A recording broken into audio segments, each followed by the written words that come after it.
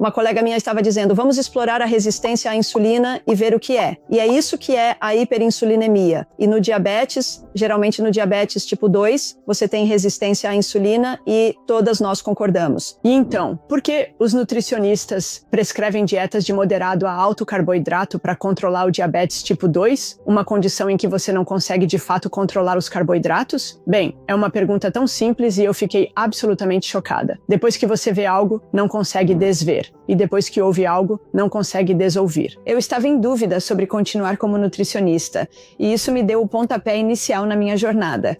Níveis elevados de insulina no sangue causam e promovem doenças. E como mantemos a insulina alta? Comendo carboidratos. E se você olhar para os anos 50, a dieta promovida para o diabetes era basicamente uma dieta de comida de verdade e baixo carboidrato. Eu não sei onde erramos nisso, mas fomos do certo para o errado e agora estamos tentando corrigir os erros. Karin, quando você está trabalhando com um cliente que quer perder peso, imagino que parte do trabalho fundamental que você vai fazer é analisar a dieta dele e fazer algumas mudanças nela. Mas me mostre como é esse processo. Ok, essa é uma pergunta interessante. Acho que nunca me perguntaram isso antes, mas é uma boa. Adorei. Então, eu imagino que cada um conduz sua consulta de forma bem diferente. Então, por onde a gente pode começar? Acho muito importante obter o máximo de informações de um cliente ou paciente que você puder antes que eles entrem em contato. Então, eu peço que preencham um formulário de pré-avaliação bem completo, que eu vejo antes para eu ter uma boa noção, tanto quanto é possível no papel, sobre qual é o histórico deles, quais são seus objetivos, qual o histórico médico, alimentar, e todo esse tipo de coisa.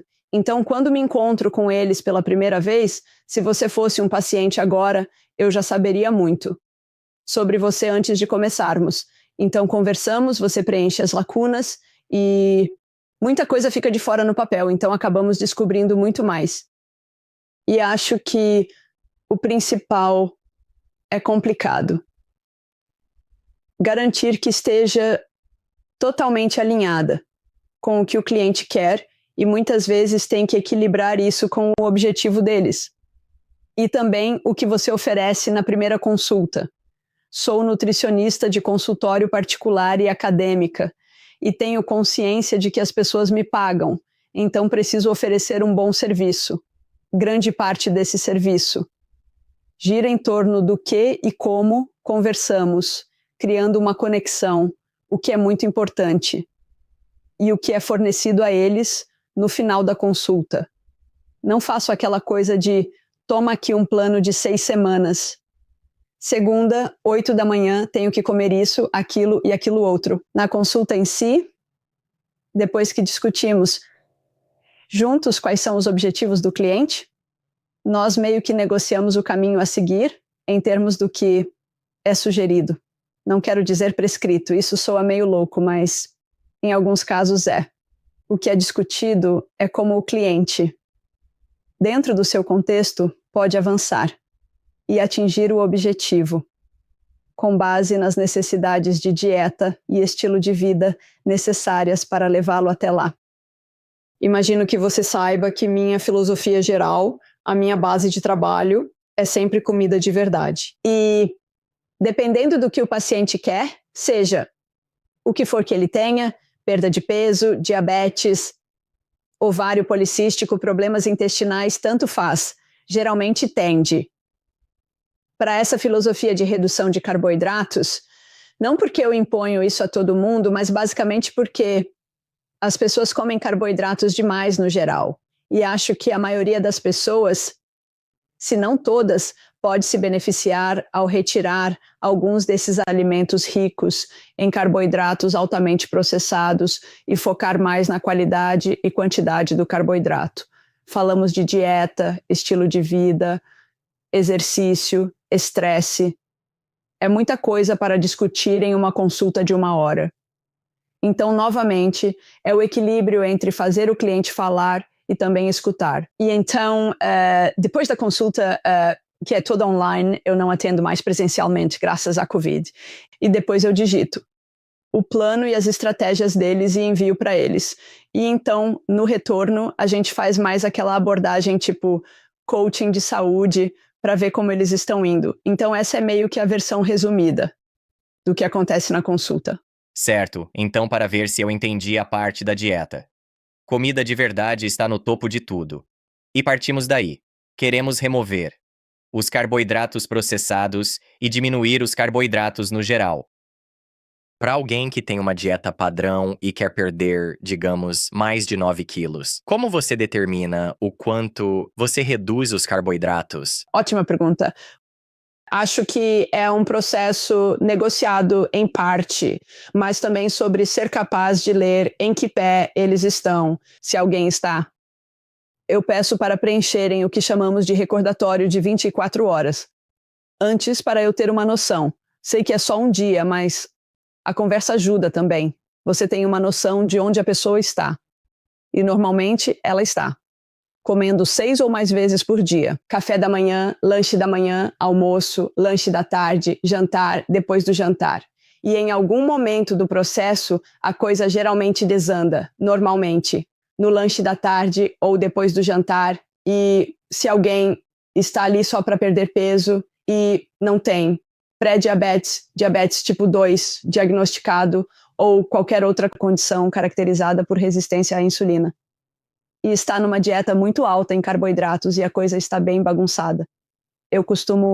Então a gente conversa sobre isso, a gente fala sobre como é a redução de carboidratos. E acho que o importante é, e você talvez saiba, no nosso meio, houve uma grande mudança na terminologia de low carb, keto, até restrição de carboidratos. E agora a mudança é para redução de carboidratos. Eu gosto muito dessa terminologia, é mais suave e é mais suave. E acho que é apropriado de qualquer forma. Então, eu provavelmente falaria com ele sobre como é uma dieta cetogênica. O extremo, com menos de 20 gramas de carboidrato. Eu digo a eles, você provavelmente comia 250, 300, 400 gramas de carboidrato. O que já fez antes? E como foi? Muitos clientes dizem, fiz keto e funcionou bem para mim. Aí penso, se funcionou, por que conversamos agora? Então eu recebo muitos clientes que fizeram keto e simplesmente não conseguem manter a longo prazo. Então eles estão de volta no consultório. Então eu gosto de ficar naquele espaço do low carb, que pode ser algo entre 50 e 150 gramas de carboidrato. Na maioria das vezes, eu restringo mais. Pode ficar entre 50 e 80, pode ficar entre 80 e 120, e esses são os meus clientes com letramento nutricional. Então, eu os faço, porque eles vão perguntar, como são 120 gramas de carboidrato? Bem, ótima pergunta. Você vai descobrir isso e nós vamos conversar sobre isso. Então, para alguém que tem letramento em carboidratos, bem, não em carboidratos, nutricional, nós falamos sobre os gramas e os detalhes. Para alguém que diz, só me diga o que comer, é isso que eu faço. Mas eu meio que apresento algo em torno de 50 e 100 gramas. Eu acho que esse nível de redução de carboidratos, essa é uma regra bem geral. Mas é com isso que nós trabalhamos, como regra geral. Eu acho que a redução moderada de carboidratos é muito mais sustentável. Às vezes você pode ir um pouco mais alto, às vezes um pouco mais baixo. Isso pode ser diferente. Para alguém que tem um vício real em carboidratos e açúcar, porque a ciência e a prática estão caminhando para a abstinência de carboidratos para algumas pessoas. Então isso pode ser bem mais baixo, mais para o lado cetogênico. Mas, de novo, é uma conversa e é um processo negociado. E para alguém que vem de uma dieta padrão, digamos, uns 300 gramas de carboidratos por dia, você gosta de fazer isso de forma gradual se vai baixá-los para essa faixa de 50 a 100 gramas? Você acha que as pessoas fazem a transição melhor dessa forma? Eu presumiria que ir devagar certamente seria uma transição mais fácil, mas fale sobre como você pensa nisso. É melhor arrancar o band-aid de uma vez ou reduzi-los lentamente? Sim, você faz perguntas tão interessantes, isso é ótimo. É muito, de novo, um equilíbrio e também depende da personalidade. Mas também Isso é complicado porque às vezes tem a ver com o custo-benefício que eles querem tirar daquela consulta. Então eu posso dizer que é assim que normalmente acontece, talvez ficar no meio termo, só para perda de peso entre talvez 80 e 100 gramas de carboidrato. E se eles consomem 300, você pode dizer que qualquer coisa abaixo, caminhando para isso é progresso. Então depende de você. E a gente consegue ter uma noção. Na conversa, quando começamos a falar sobre como isso se parece em termos de comida, eu pergunto a eles o que eles conseguem fazer. Então é um processo, bem de questionamento, para ver. Aqui estão algumas ideias de café da manhã. O que você acha que é viável para você? Sim, eu adoro omeletes, mas só consigo fazer nos fins de semana. Mas todo fim de semana eu faria um omelete. E então, se eles são muito resistentes a abrir mão da torrada, então eu entendo o recado. Então, se eles não querem mudar para um pão de baixo carboidrato, que nunca é a mesma coisa, a gente pode incluir uma torrada. E um café da manhã à base de proteína em alguns dias da semana, na transição. Então, é muito sobre o que a pessoa está disposta a fazer. E nós conversamos muito sobre o que fazemos agora, reduzir gradualmente. Até onde quer chegar está perfeitamente bem, mas não queremos reduzir tudo de uma vez e depois. Adicionar o carboidrato de volta, pois não vejo lógica nisso. Conversamos sobre como. Essas mudanças serão para a vida toda. Não é um plano de 3 meses. Não é vamos te fazer perder peso para você caber no vestido de noiva e depois voltar a engordar tudo de novo. É se você realmente quer perder peso e mantê-lo a longo prazo. Esta pode ser a última série de conversas que teremos. Vamos fazer com que seja a última série de conversas que teremos. Como isso se torna sustentável para você? É assim que chegamos onde chegamos. Então, é sobre a conexão e a conversa. Isso é o que é realmente importante. Meu ponto é a inflexibilidade metabólica. Alguém acostumado a consumir de novo 300 gramas de carboidratos por dia, beliscando a cada 2 horas. Para queimar açúcar o dia todo, te procura e começa uma dieta low carb. Imagino como ficariam bem infelizes com essa fase de transição. Então, pensando na adesão e para facilitar a entrada da pessoa nisso, o quão preocupante é isso? Não parece ser um problema, pois tem uma filosofia forte sobre construir hábitos saudáveis. Geralmente, o motivo de me procurarem é a falta de bons hábitos, e beliscar é um hábito ruim. Acho bem diferente quando você tem um tipo de cliente, talvez um atleta que realmente precise beliscar regularmente, e aí sim, a conversa é completamente diferente. Mas a grande maioria das pessoas, na verdade, come. Porque é meio que uma coisa social, a hora de comer. Chega o lanche da manhã e é hora de comer. E muita gente come porque a indústria os guiou para isso, para fazer coisas como manter o metabolismo acelerado, seja lá o que isso signifique. Então eles chegam com essas ideias pré-concebidas. E, às vezes, acho que a primeira consulta com algumas pessoas pode ser um pouco brutal, no sentido de que eu digo, sabe de uma coisa? Eu adoraria que você tentasse fazer 3 refeições por dia para começar. É um bom primeiro passo. Talvez a discussão sobre jejum intermitente e as ocasionais 2 refeições por dia possa vir mais tarde, mas se você está comendo 6 vezes por dia, talvez possa apenas focar em fazer 3 refeições por dia. O que você acha disso? A conversa, então, nos guia para como isso pode ser. Se a pessoa diz, não sei se consigo, incluímos um lanche se necessário. Mas se ela diz, sim, é perfeito, é o que preciso.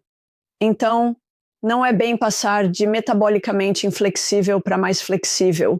Não é como se fosse morrer na hora, sabe? São apenas alguns dias se sentindo talvez um pouco desconfortável. Mas as pessoas vêm até mim e dizem, este é o meu objetivo. E eu sempre digo, você pode sentir um pouco de fome, você pode ter um pouco do que é conhecido como gripe cetogênica se baixarmos para 20 a 30 gramas de carboidrato. Mas geralmente, se ficarmos entre 80 e 100 gramas, não costuma ser um problema para as pessoas. Eu não acho que seja um problema para as pessoas, e ninguém me disse que é uma abordagem brutal. Talvez digam isso pelas minhas costas, mas eles costumam voltar, então parece que está tudo bem. Você falou sobre a noção preconcebida que muitos têm ao te procurar de que precisam comer o dia todo para manter o metabolismo acelerado e aceso. Que noções preconcebidas desmistifica ao trabalhar com quem te procura? A clássica seria que sem carboidrato e sem comida. Então, sobre o jejum intermitente, você fica cansado, com fome e burro. Seu cérebro não funciona sem carboidrato. Você não consegue se exercitar sem carboidrato. E você se sente com muita fome. E essas são ideias preconcebidas. Potencialmente, se você tem uma dieta rica em carboidratos e come 6 vezes ao dia, e de repente corta os lanches, sem tirar fome, pois nesse contexto de abordagem alimentar, centrada em carboidratos, seu corpo depende de recebê-los para se sentir bem e para você meio que manter o açúcar no sangue fazendo o que ele faz. Então, enquanto ele tem picos e quedas, você precisa manter aquele, como você diz, aquele fogo aceso com carboidrato. E essa é uma ideia preconcebida, que é meio que verdade. Mas quando começam a mudar os tipos de alimentos que comem, o que geralmente é menos carboidrato, carboidrato de melhor qualidade, mais proteína e mais gordura, não substancialmente mais, mas mais do que acostumados ou do que as diretrizes sugerem, com mais refeições à base de proteína, gordura e vegetais. Percebem que não sentem fome entre as refeições. Então, lá se vai a ideia de não precisar lanchar o tempo todo. Uma conversa sobre metabolismo e o que influencia a massa muscular. Construir ou reter e o que influencia a taxa metabólica e tudo mais, eles percebem que não precisam lanchar a cada minuto do dia. Quando eles fazem isso por algumas semanas, pensam, nossa, achei que ficaria com muita fome e vontade de comer isso, aquilo e aquilo outro. Mas voltam com as coisas de sempre, como se sentir saciado, energia estável ao longo do dia. Consigo dormir muito bem e acordo revigorada. Eu me sinto mais no comando e no controle e não tão dependente de comida. E então, quando desmistificamos o jejum intermitente, esse é o maior mito. Nossa Senhora, não poder comer o dia inteiro. Eu vou ficar muito... Preciso me concentrar hoje. E eles voltam e dizem, uau, a concentração ficou muito melhor do que nunca. Isso é tipo uma grande conquista. Então precisam continuar a ser desmistificados durante as consultas. Se está gostando, tire um segundo e me avise clicando em curtir e inscrever-se aqui embaixo. Muito obrigado. De volta ao programa. Fale mais sobre essa parte do jejum intermitente, porque essa é uma ferramenta que pode ser usada para realmente melhorar a saúde metabólica de alguém bem rápido. Em que ponto da jornada com alguém você introduz isso? Acontece junto com a redução dos carboidratos? Ou você prefere fazer um antes do outro e não introduzir muita coisa de uma vez? Sim, de novo, isso realmente depende muito da conversa que se tem, do que o cliente já fez antes, o que funcionou para eles. Então eu acho que uma pista para o sucesso futuro é simplesmente perguntar, é realmente só ter uma conversa e dizer o que funcionou para você antes. E eles dizem, sim, jejum intermitente funcionou. Funcionou, mas não continuou funcionando, senão você não estaria tendo essa conversa. Essa é uma ferramenta que você pode mencionar. O quão cedo pode mencioná-la realmente depende. Não sei, você tem uma noção de onde a pessoa está. E eu sempre pergunto às pessoas, você acha que vai conseguir fazer isso? E às vezes os clientes me perguntam, doutora, e o jejum intermitente? Às vezes quando sinto que eles simplesmente têm tido muita dificuldade em criar hábitos saudáveis. Isso é fundamental. Se tem dificuldade em criar hábitos, eu provavelmente deixaria isso para mais tarde. Quero que criem hábitos saudáveis, sólidos, em todas as esferas da vida, como nas áreas da alimentação, do estilo de vida, exercício, gerenciamento de estresse. Então há muita discussão em torno disso. Então posso introduzir o jejum intermitente para essa pessoa. Depois que dominarem o básico, as coisas mais fáceis, posso introduzir isso mais tarde. Às vezes eu começaria com o jejum intermitente, quando alguém vem até você e diz, eu quero perder peso, eu tenho 65 quilos. Não tenho certeza de quanto isso é em libras, mas tenho certeza de que podemos calcular isso bem rápido. Eles são leves, ok, então. Pesam muito pouco, mas ainda querem perder 5 ou 6 quilos. Eles dizem, eu costumava pesar 6 quilos a menos do que peso agora. Estou comendo muito bem. Eu vejo que eles estão comendo muito bem. Nós conversamos um pouco e as guloseimas são raras, então tudo parece meio que perfeito. E esse é um ótimo momento para introduzir o jejum intermitente. E existe jejum intermitente e jejum intermitente. Acho que algumas pessoas pensam, ok, se eu pular o café da manhã e me sentir bem, um dia na semana, então eu preciso fazer isso todos os dias da semana. Então, eu não concordo muito com isso. Gosto de variar um pouco porque, de novo, o que quer que façam agora, precisam continuar a fazer para obter os resultados, senão vão regredir. Então, começamos bem, pequeno e devagar. Pular o café da manhã geralmente 1 ou 2 vezes por semana. Às vezes fazemos uma refeição por dia, 1 vez por semana, e isso é decidido por eles.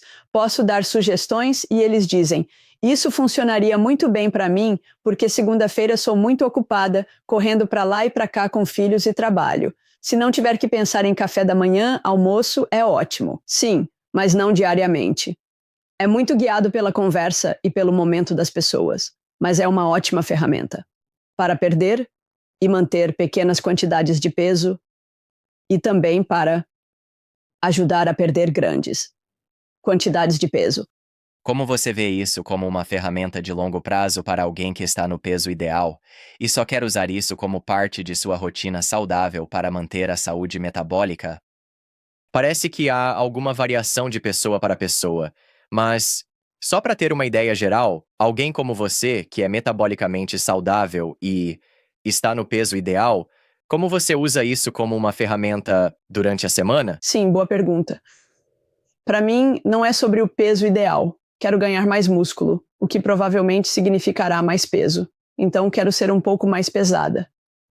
E sei que é interessante. Alguém como eu pensaria. Depende da idade e da fase da vida. Para muitas pessoas que atendo, mulheres de meia idade, a proteína é um nutriente muito importante para essa fase da vida.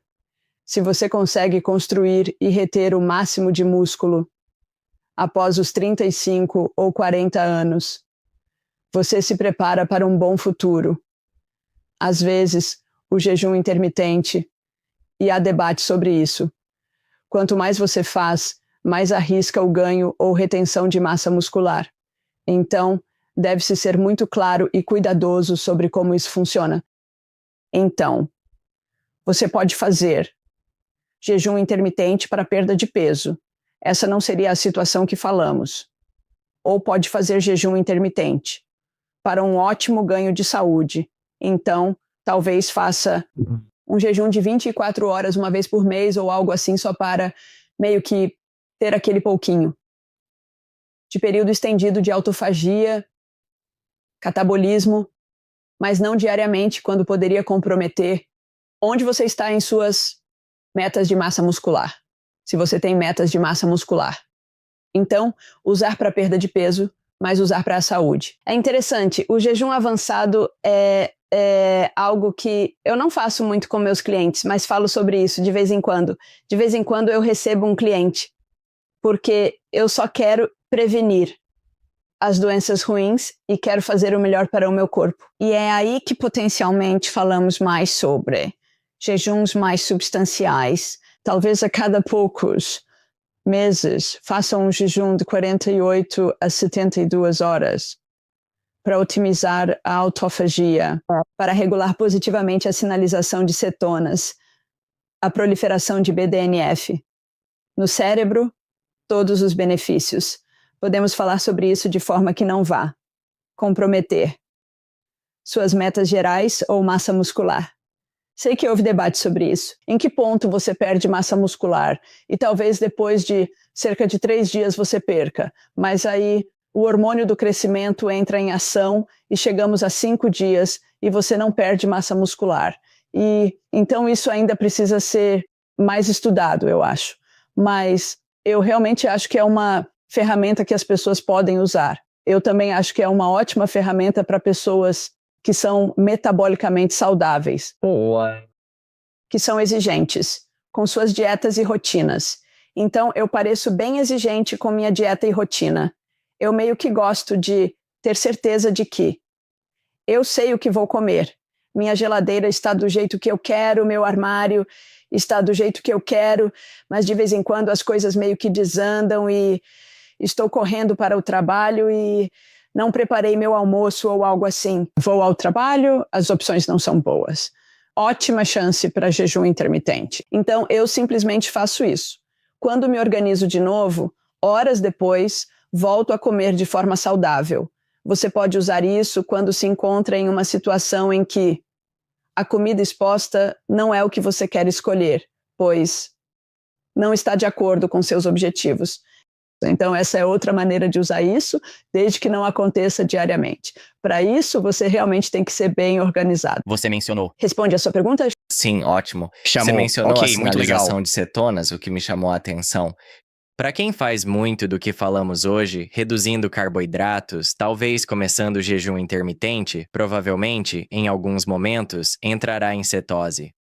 Fale sobre a sinalização de cetonas e o que pensa sobre o benefício de ter cetonas intermitentemente e os benefícios que se pode obter. Sim, olha, quanto mais eu leio sobre cetonas e seus efeitos, o efeito sistêmico pelo corpo, mais eu acho que são coisas boas e deveríamos tê-las presentes. Pode tê-las o tempo todo, sim, mas isso realmente exige um estilo de vida bem extremo. Acho que talvez apenas 1% da população consiga fazer isso.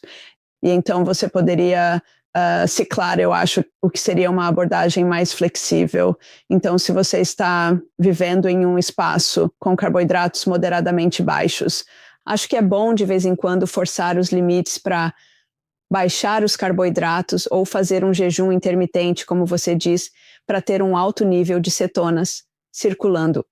Agora, qual é a quantidade ideal de sinalização de cetonas circulantes que você precisa para prevenir doenças, para otimizar todas essas coisas incríveis? Não sabemos. Há muito que desconhecemos sobre as cetonas. Temos diferentes maneiras de medi-las. O que é melhor? Sangue, urina, hálito, cetonas. Estamos meio que descobrindo o caminho, mas em termos da expressão delas sistemicamente, nós não sabemos. E acho que se você está lidando com um indivíduo comum que quer viver o máximo que puder, da melhor forma possível, mas também quer aproveitar as coisas boas da vida, sair de férias, tem família, todo esse tipo de coisa. É só como você apresenta a ideia, gosto de vender o conceito de que se você conseguir ter um pouco de sinalização de vez em quando, seja qual for a forma que você escolher, acho que será benéfico para você a longo prazo. Novamente, é sobre a conversa, sobre como a gente consegue encaixar tudo isso na nossa vida.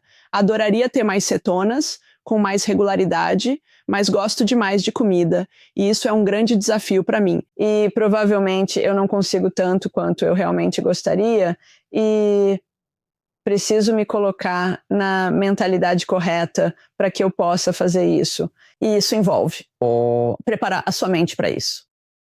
E, de fato, isso exige um certo esforço. E para alguém como você, que consome poucos carboidratos, talvez não em cetose o tempo todo, o que acha de cetonas exógenas, óleo MCT, para aumentar artificialmente esses níveis? Mantendo dieta baixa em carboidratos, sem cetose? Sim, eu acho que sim, faz sentido. O biohacking é interessante e para quem não quer baixar tanto a ponto de entrar em cetose, sigo dieta baixa em carboidratos, mas gosto de vegetais com amido. Não como muita fruta, mas gosto de abóbora, beterraba. E mandioquinha, minha. Dieta não é tão baixa em carboidratos. Assim, é muito mais do que as pessoas costumam pensar. Então, eu deveria adicionar um pouco de óleo MCT. Eu tenho óleo MCT e uso de vez em quando. Então, as pessoas podem fazer isso, podem meio que criar artificialmente isso. Esse estado de bem-estar, que é uma criação artificial, estar em cetose sem consumir o mínimo de carboidratos. E isso pode funcionar, com certeza. Acho que às vezes vivemos nesse tipo de ambiente, vivemos neste espaço onde o pêndulo simplesmente vai de um lado para o outro. Então temos a dieta rica em carboidratos e muito pobre em gordura e os defensores disso.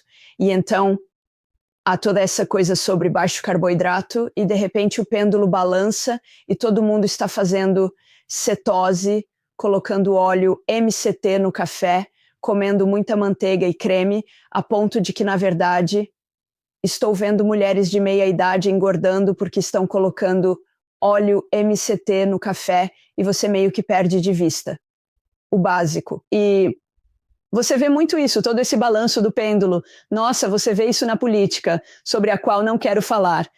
Mas com certeza você vê isso nas dietas. Você tem o carnívoro versus o vegano. E esse pêndulo vai e volta, e às vezes acho que perdemos de vista o meio termo.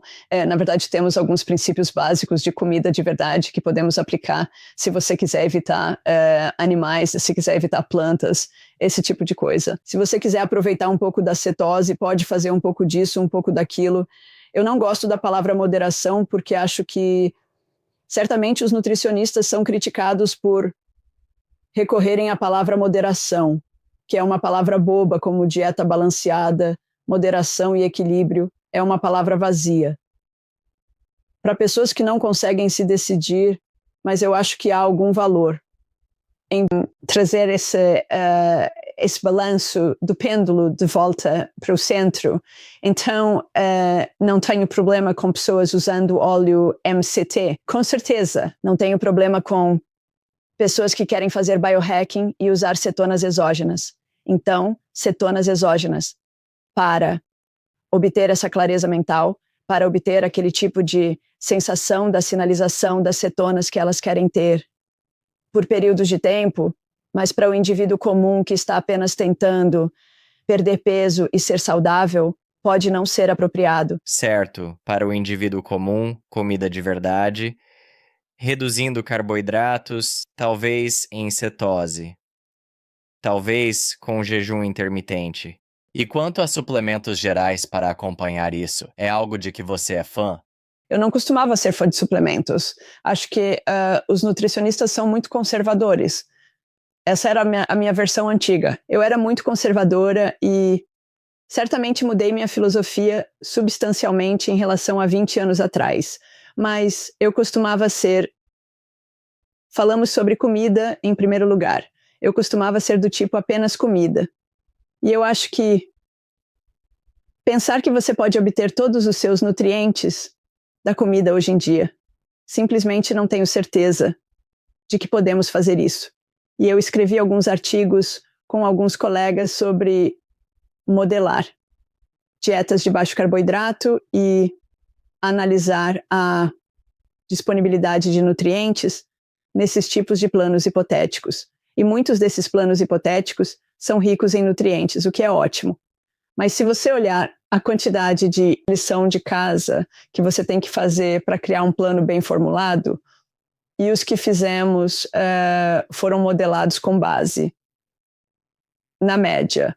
O tipo médio de homem ou mulher de 35 anos que tem um certo peso, uma certa altura, você tem que calcular as calorias e normalmente dá cerca de 2.500 a 3.000 calorias que você deveria consumir, e se for lindamente formulado. Então você deveria obter todos os micronutrientes necessários. Mas quem come assim? Se todos comêssemos, seria ótimo, mas não comemos.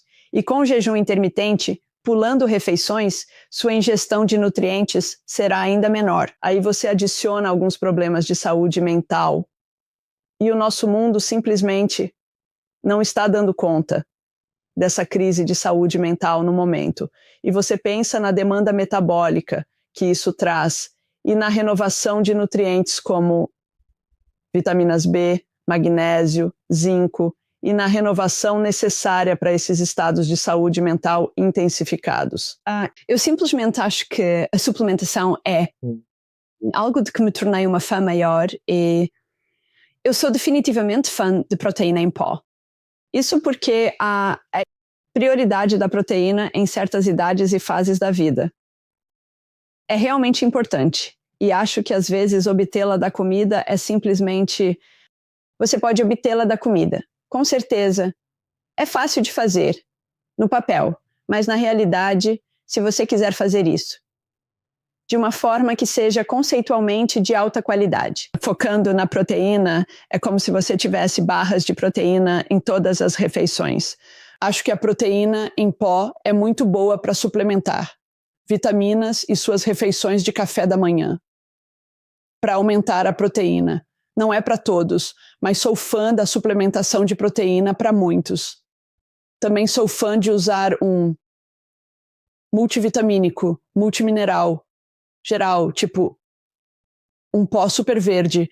E isso é algo pessoal. Você pode falar com 20 profissionais diferentes e eles lhe darão 20 opiniões diferentes sobre o que eles valorizam, o que não valorizam, o que usam, o que não usam. Eu sou muito fã de pó. Acho que tomar pílulas meio que eleva a coisa a outro nível. Então você mistura esses pós verdes e os coloca em um pouco de água, em água sem gás ou com gás. Você toma um copo com o seu jantar e isso aumenta a sua hidratação. E também eleva a sua carga de micronutrientes. E talvez você não precise fazer isso todos os dias, mas é tipo uma pequena apólice de seguro que acho que as pessoas poderiam considerar para garantir que obtenham micronutrientes suficientes. Vivemos com as IDRs, ingestões diárias recomendadas, ou VRNs, valores de referência de nutrientes. Acho que vocês as chamam de doses diárias recomendadas. E essas, as RDAs e IDRs, são simplesmente problemáticas. E a forma como foram desenvolvidas foi baseada no princípio de prevenir a deficiência, ver a quantidade mínima que precisa para prevenir a deficiência.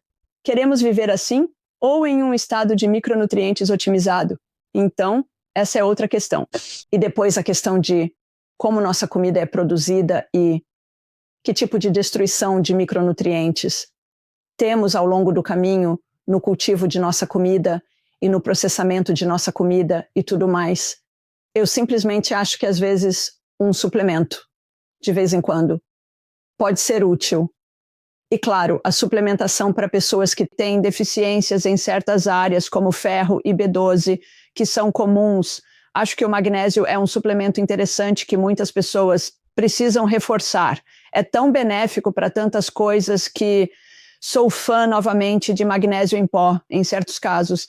Então, sim, acho que os suplementos definitivamente têm seu lugar, muito mais do que eu costumava pensar, de fato. Então, dado que destacou a importância de pelo menos considerar uma proteína em pó, como você vê alguém descobrindo de quanto desse macronutriente precisa?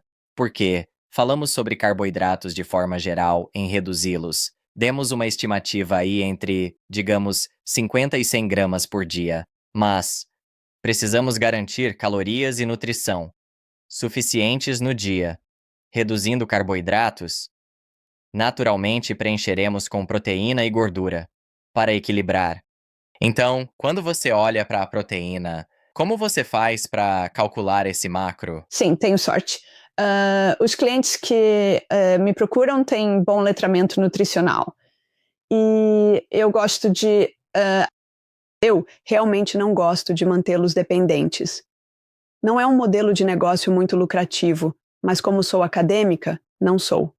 Exatamente a pessoa de negócios mais gananciosa que você vai encontrar. Gosto que eles assumam a responsabilidade por suas ações. Entendam a composição dos alimentos e como sua dieta deve ser. Então, uso aplicativos de monitoramento de dieta. Sempre pergunto, sempre fazemos isso em negociação. Digo, né, o que você acha disso?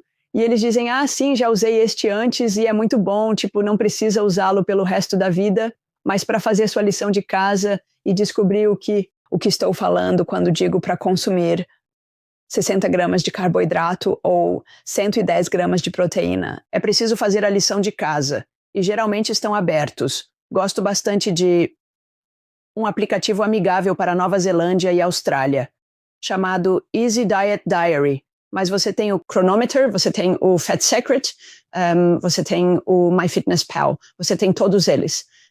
E todos eles têm vários prós e contras, eu acho. Então, eu normalmente dou para o meu pessoal com letramento nutricional alguns limites para carboidratos e alguns limites para proteínas, e eu digo que o resto são as suas calorias, na verdade. Então, nós não damos realmente um limite de gordura para a maioria. E o limite de proteína, ele é sempre cuidadosamente calculado, levando em consideração o objetivo, a idade e a fase da vida de cada indivíduo. E então, quando planejamos uma dieta, depois de falarmos sobre macros, vemos como seriam porções de 20 ou 30 gramas de proteína em uma refeição. E eu te digo, você está falando sobre equívocos e preconceitos. Quando você diz a alguém, acho que você deveria consumir mais ou menos, é um número redondo, 100 gramas de proteína por dia. Eles automaticamente pensam em um bife de 100 gramas. Que um bife de 100 gramas lhes dá 100 gramas de proteína, e esse é o maior equívoco. Mas 100 gramas de bife, que é mais ou menos a palma da sua mão, te dá cerca de 30 ou 35 gramas de proteína. E eles ficam, ok, de repente vem um mundo de possibilidades se abrir. Então, entre o tipo de limite, ou faixa, ou recomendação de proteína, nós falamos se é proteína animal, ou proteína vegetal, ou uma combinação de ambos. Como eles podem otimizar sua proteína. Falamos sobre a qualidade da proteína também. Então, de novo, eu acho que você consegue muito mais, pelo menos neste país, você consegue muito mais produtos de proteína em pó, de boa qualidade, do que você consegue produtos de barra de proteína. Eu acho que muitas das barras de proteína, as mais deliciosas, geralmente, tem todo tipo de coisa que você nem consegue pronunciar ou reconhecer. Então, acaba comendo processados. E pode-se argumentar que a proteína em pó também é processada. Sabemos disso porque na AUT, onde trabalho, como acadêmica, fazemos estudos sobre a qualidade dos alimentos e, nesse sentido, também nos dedicamos a estudos sobre a categorização de alimentos. Provavelmente já ouviu falar do Sistema NOVA, que classifica alimentos. Desenvolvemos o HGAIS, interferência humana, pontuando e classificando os alimentos de acordo com o diferente nível de processamento. É um NOVA modificado e não dá para conciliar que processamento e saúde não são sinônimos, porque a proteína em pó de boa qualidade, que literalmente tem whey protein em pó e fim de papo, entra na categoria de alimentos ultraprocessados, a mesma categoria que Doritos, tipo, isso me dá um nó na cabeça. E existe um espectro, é uma área complicada, mas ainda mantenho a crença de que proteínas em pó podem ser de maior qualidade, têm menos ingredientes. Você consegue uma proteína em pó mais pura do que em barra, mas claro, para onívoros há valor imenso em comer carne, peixe, frango, ovos, pois o perfil de nutrientes desses alimentos é incomparável. Você mencionou whey protein. Para alguém que está aberto a fontes vegetais ou animais, essa é a sua primeira opção? Eu não sou particularmente fiel a nenhuma marca ou tipo específico de proteína em pó. Eu sei do que eu gosto. Eu gosto de whey protein em pó por causa da textura das marcas que eu compro. Eu meio que me torno fiel a elas, para mim. Mas quando estou falando com uma pessoa e ela pergunta, você pode me recomendar uma proteína em pó? Eu digo sim. Tem a base de whey? Tem. A base de ervilha? Tem. A base de ovo? Tem a base de soja. Aqui estão algumas das marcas que eu costumo usar. Pode encomendar online ou ir a uma loja e olhar o rótulo. Se houver mais de 3 ou 4 ingredientes na lista. É bom você reconsiderar, mas muitas vezes quando você conversa com as pessoas, elas têm proteína em pó guardada em casa. Elas têm. A maioria das pessoas ou já usaram, já tiveram antes, ou o filho delas está tentando ganhar massa na academia e elas têm alguma coisa, então é encontrar algo que você goste. Eu gosto. Eu sei que há algumas pequenas diferenças importantes entre isolados e concentrados e todo esse tipo de coisa. E se você está falando com alguém que é um atleta de elite, você pode ser mais criterioso. Mas se você está falando com o público em geral, pegue algo que não seja processado, algo que você goste do sabor, algo que não vá estourar o orçamento e vá em frente com isso. Alguém que está nos ouvindo falar sobre reduzir os carboidratos e jejum intermitente pode estar dizendo, naturalmente, teremos menos fibras na dieta. E isso levanta a questão do microbioma intestinal. Fale sobre como você pensa sobre as fibras no microbioma. Ok, então, esse é um tópico interessante. Primeiro, mencionei um artigo que publiquei há anos com colegas na Austrália. Era um modelo de dieta de baixo carboidrato para analisar a suficiência de nutrientes. Era esse que eu estava mencionando. Acho que tínhamos 2.600 calorias num plano feminino. Nós conseguimos produzir alguns exemplos de refeições que foram bem formuladas. Então elas foram muito bem pensadas, muito bem planejadas. Nós não usamos alimentos que acho ótimos, como fígado, mas que a maioria não gosta, para otimizar nutrientes. Usamos alimentos comuns. E não, exageramos nos vegetais, mas basicamente, tínhamos, se houvesse salada no almoço e refeição no jantar com proteína e vegetais, usamos nozes e sementes. Tinha o mínimo de fruta, mas havia alguma fruta e a fibra. Acho que chegou a cerca de 44 gramas no dia e era maior do que quando você olharia para qualquer... Bem, obviamente a dieta americana padrão seria péssima, mas se você olhasse para as diretrizes gerais, crie uma dieta, ela superaria isso e certamente superaria a ingestão diária recomendada, que é de cerca de 25 gramas por dia. Então, de novo, se você for cuidadoso com a sua dieta, se incluir alguns vegetais, muitos vegetais sem amido, alguns vegetais com amido, de novo, se você está fazendo ceto, então você não pode realmente usar muitos vegetais com amido, mas você tem muitos vegetais sem amido, você tem nozes e sementes, provavelmente tem psyllium se você faz seus próprios pães e coisas do tipo. A fibra não é um problema. Então esse é um ponto muito importante que eu quero deixar claro. As pessoas pensam que é um problema, mas na verdade não é um problema. Mas existe uma outra linha de pensamento a considerar, e isso está no espaço da ceto, e é apenas uma proposta por enquanto. Isso não foi testado, e não tenho certeza de como podemos fazer isso. Mas uma dieta totalmente desprovida de fibras, como a dieta carnívora, é um exemplo. Você poderia dizer, bem, a fibra tem essas ligações com riscos de câncer de intestino e afins. É importante para o microbioma. Não há fibras. Você se prejudica. E se olhar para aí o que a fibra faz e como os micróbios se alimentam, você tem o butirato, um dos principais ácidos graxos de cadeia curta da fibra, que é o principal combustível para os micro-organismos do intestino. A teoria sem combustível, micro-organismos não conseguem se manter saudáveis, vão sofrer. A teoria em torno de estar em cetose e ter um alto nível de cetonas circulantes é que uma das cetonas, o beta-hidroxibutirato, tem uma estrutura química semelhante ao butirato. E existe uma teoria de que isso poderia ser um benefício para o microbioma e que você, na verdade, não precisa disso da fibra. Você pode obter o benefício dessas cetonas circulantes. Então, essa é a teoria. Não estou dizendo que você necessariamente precisa cortar todos os vegetais para testar a teoria ou algo assim. mas sabemos que sempre que você muda sua dieta, seja de onívora para vegetariana, para vegana, para carnívora, para dieta mediterrânea, para pescetariana, o que for, seu microbioma muda.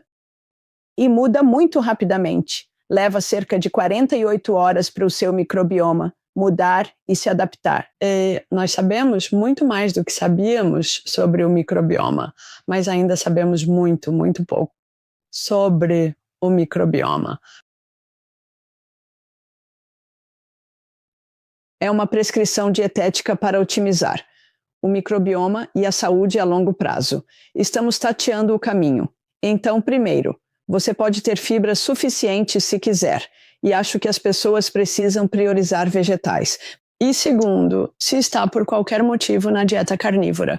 Então, potencialmente você pode pesquisar um pouco mais sobre essa teoria e tirar suas próprias conclusões sobre ela. Dado que você está nesse espaço de baixo carboidrato, ou ceto, alguém que é atraído pelo seu trabalho e vem trabalhar com você e está totalmente a fim de fazer uma dieta carnívora para consertar sua saúde metabólica, para perder peso rapidamente, o que você diz a eles? Parece que você não está totalmente convencida, mas você apoia. Como você orientaria alguém se estivesse trabalhando com essa pessoa e ela quisesse seguir esse caminho? Então, eu tenho que ser honesta, eu não sou fã.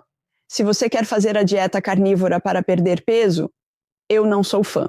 Se você quer fazer a dieta carnívora para melhorar a saúde metabólica ou, como alguém com diabetes tipo 2, você pode obter bons resultados, com certeza pode. Mas acho que seria, no espectro de coisas que eu faria, seria a última coisa. Fica atrás apenas da dieta AIP, que você talvez já tenha ouvido falar, a dieta do protocolo autoimune, que é uma dieta recomendada para pessoas com doenças autoimunes, que é muito, muito extrema. Acho que essa seria a segunda dieta mais extrema. A carnívora seria a mais extrema, eu acho. Está muito na moda agora, muito popular. Na verdade, eu e alguns colegas da Nova Zelândia, Austrália, África do Sul, escrevemos artigos sobre disponibilidade de nutrientes e questões nutricionais. Não negativas, mas questões nutricionais gerais na dieta carnívora. Submeteremos em breve.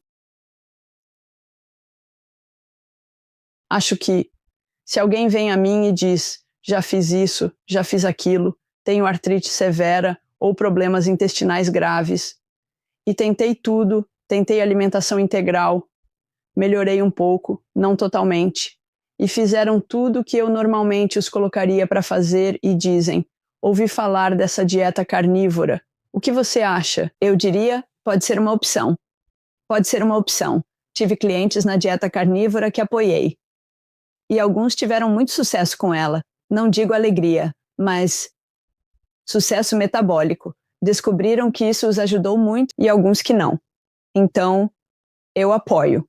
Quando é um processo negociado e quando a condição é apropriada. Mas eu fico preocupada quando eu ouço falar de pessoas fazendo isso, quando não precisam fazer. Acho que experimentar qualquer coisa é bem legal. Você experimenta a ceto por um mês. Você experimenta a carnívora por um mês, tendo em mente que o microbioma muda e apenas cuidado com o que você deseja, porque você não sabe realmente o que vai acontecer quando você voltar. Então eu acho que experimentar coisas é útil, mas a menos que você jogue, a menos que esteja preparado para fazer isso, para o resto da vida, você só precisa ter um pouco de cuidado com o que você escolhe. Então sim, eu apoio, mas não como uma regra geral. Entendi. Acho interessante. Só nesse ponto, eu só quero dizer mais uma coisa. Com condições autoimunes ou artríticas graves, ou problemas graves de saúde intestinal, tive pessoas que experimentaram um benefício extremo ao remover todas as plantas, em outras palavras, tornando-se carnívoros. Mas eu também tive pessoas que tiveram um benefício extremo. Quando removeram todos os animais, então se tornaram veganos. Então, é aí que você tem esse grupo dos veganos contra o dos carnívoros. e todo mundo fica gritando um com o outro. Eu acho há valor em apenas reconhecer que o indivíduo é verdadeiramente o indivíduo. E às vezes você precisa navegar por alguns caminhos para descobrir o que funciona para aquele indivíduo. A constituição metabólica de cada um é bem diferente e estamos começando a entender mais sobre hormônios, neurotransmissores e afins e microbioma. Mas, na verdade, não temos ideia de quão diversas as pessoas são internamente. É interessante você tocar nesse ponto de ir ao extremo, ou tudo à base de plantas, ou tudo à base de carne. É algo em que penso com bastante frequência, e parece mesmo que esses são os dois lados. Quando alguém tem uma doença crônica como câncer ou algo muito grave, a pessoa tende a pender para um desses lados. E é só pela internet que a gente ouve muitas histórias de sucesso em ambos os campos, então é interessante você mencionar isso. Sim. E em algo como o câncer, a situação é realmente muito mais complexa, porque, nossa, você está lidando com um contexto que é totalmente único e não se compara a absolutamente nada. A sustentabilidade disso não está em questão. É mais uma questão de se você realmente deseja fazer isso e se comprometer. Mas também, fora do contexto do câncer, acho que as pessoas podem se beneficiar muito ao analisar a vida delas. E acho que o estresse tem um papel imenso e intangível no desenvolvimento e progressão de doenças crônicas. O impacto direto na saúde mitocondrial quando a mitocôndria perde o controle de suas funções é uma grande incógnita. Acho que o estresse tem um papel enorme nisso. Ao longo dos anos, com o aumento das doenças crônicas, muitas coisas mudaram. A oferta de alimentos mudou. Nossa atividade física também mudou bastante. Acho que não tanto quanto a nossa oferta de alimentos. Nossa vida moderna mudou. Estamos tão ocupados fazendo todo tipo de coisa em horários variados, com 2 empregos, cuidando da família. Aí temos aparelhos e redes sociais e todo esse tipo de coisa. Temos poluentes e aditivos e tudo isso. E aí você pode entrar em todas aquelas outras preocupações ambientais também. E essas são as coisas que vêm mudando com o tempo e não dá para a gente apontar uma única coisa. E talvez não seja uma única coisa, mas eu acredito que o estresse é subestimado em termos do dano que pode causar.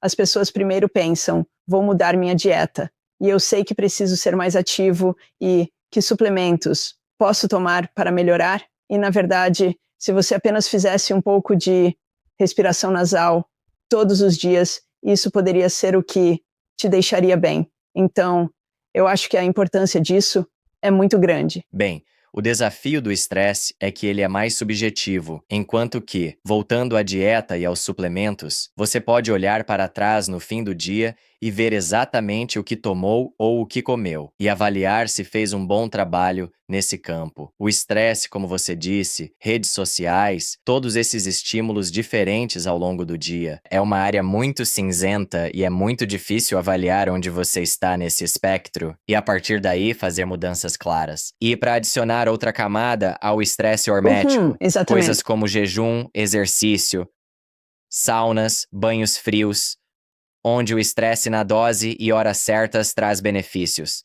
Tem muita coisa aí e é muito mais cinzento e difícil de destrinchar e promover mudança nesse campo, diria. Com certeza. É complexo. E acho que você acertou em cheio no ponto. Estresse hormético ou estresse agudo versus crônico. Acho que a definição de estresse é provavelmente a próxima coisa que vai surgir para as pessoas discutirem.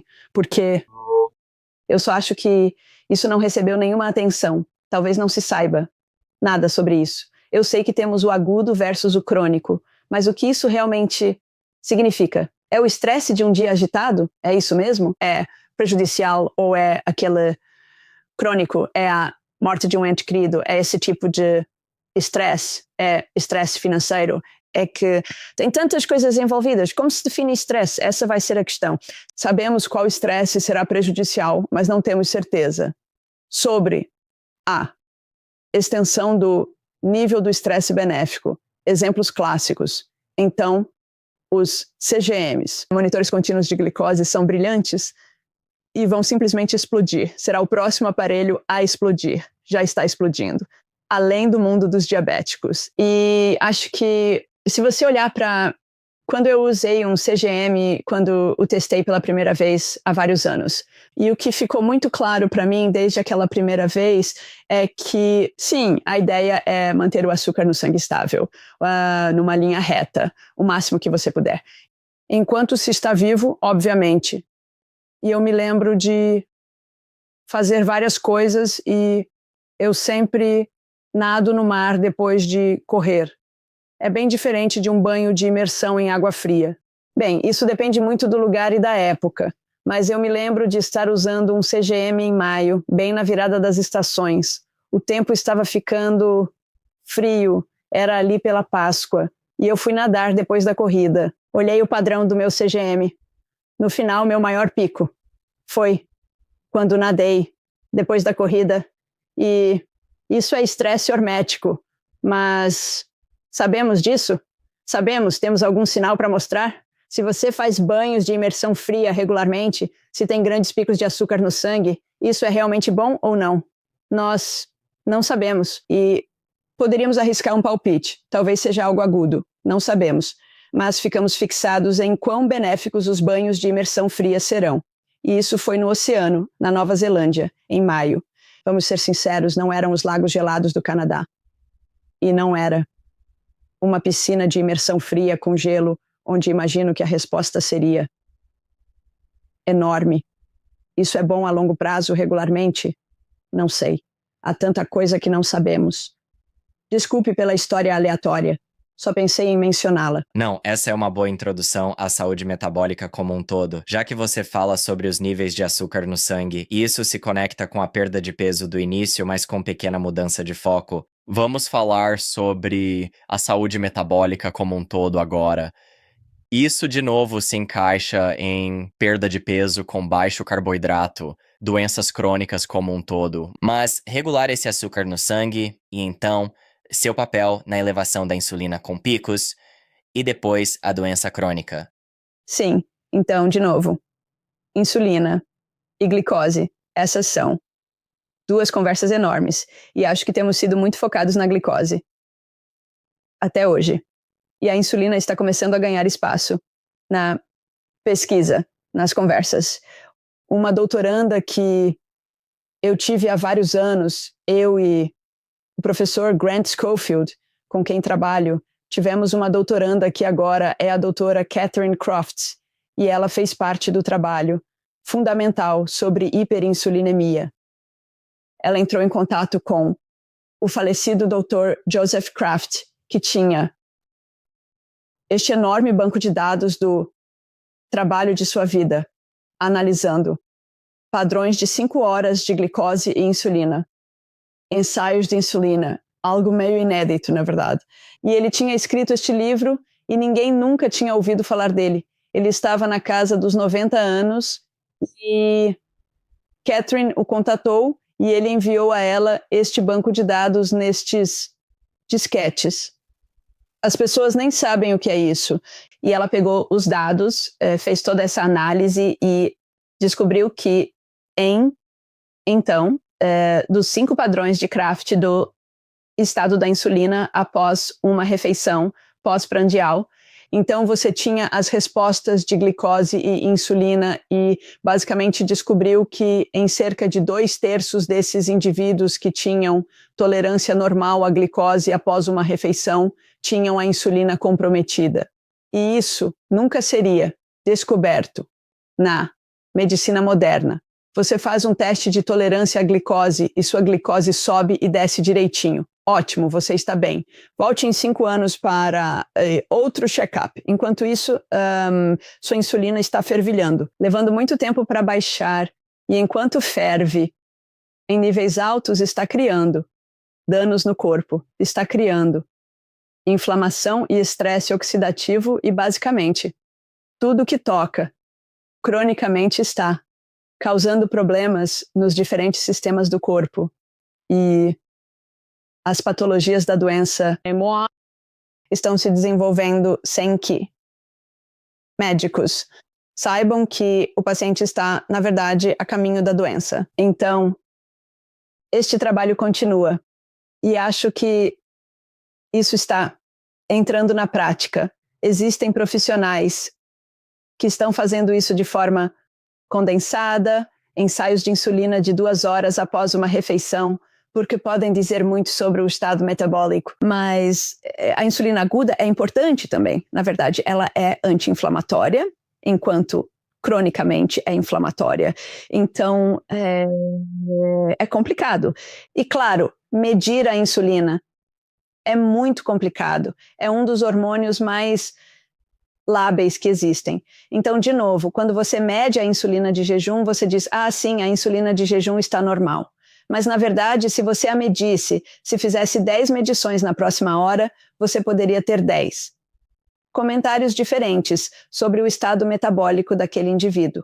Então, os diagnósticos ainda não chegaram lá. E há trabalhos sendo feitos para avançar a ciência nessa área. Mas resistência à insulina e hiperinsulinemia, ou seja, níveis elevados de insulina no sangue, causam e promovem doenças. E como mantemos a insulina alta?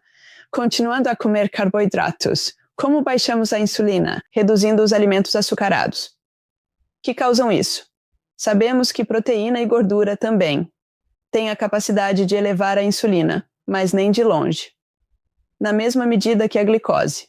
Então, é uma área muito, muito importante que está ganhando muito mais força agora. E em um sentido prático, dado o que você acabou de dizer, o que alguém deve fazer? Parece que os exames, sabemos que não fazem parte de um protocolo padrão para um médico. Mesmo a insulina de jejum não é necessariamente suficiente para nos dizer o que está acontecendo. Então, diante disso, basta reduzir carboidratos e assumir que os níveis de insulina estão baixando? Como podemos avaliar nossa saúde metabólica? Com base no que você acabou de compartilhar? Sim, e isso pode ser complicado ou bem simples.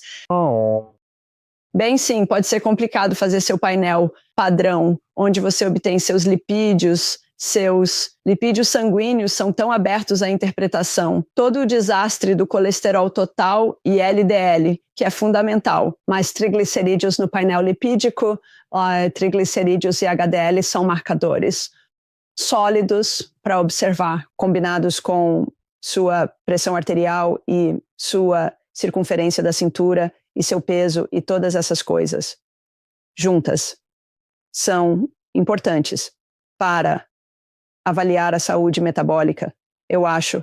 Se, por exemplo, você estiver com excesso de gordura corporal, potencialmente você poderia assumir que há alguma resistência à insulina e se beneficiar de reduzir carboidratos. De novo, não precisa ser preciso fazer a dieta cetogênica. Sim, você pode baixar de 200 para 100 e não muda sua vida substancialmente. O que mais? Numa situação de gravidez, toda mulher grávida faz um teste de tolerância à glicose, mas não faz um teste de tolerância à insulina. Acabamos de ter uma doutoranda que concluiu, ou ela está prestes a receber seu PhD. Então, ela em breve será a doutora Sylvia Gudek, e ela fez seu PhD explorando esses conceitos no campo da insulina. Então, foi um PhD desafiador, pois ela pegou conceitos do diabetes, o que sabíamos sobre diabetes tipo 2 e resistência à insulina, e trouxe para o campo da gravidez, onde a resistência à insulina é um contexto normal e natural da gestação. Mas o que complica as coisas e as pessoas que estão entrando na gravidez.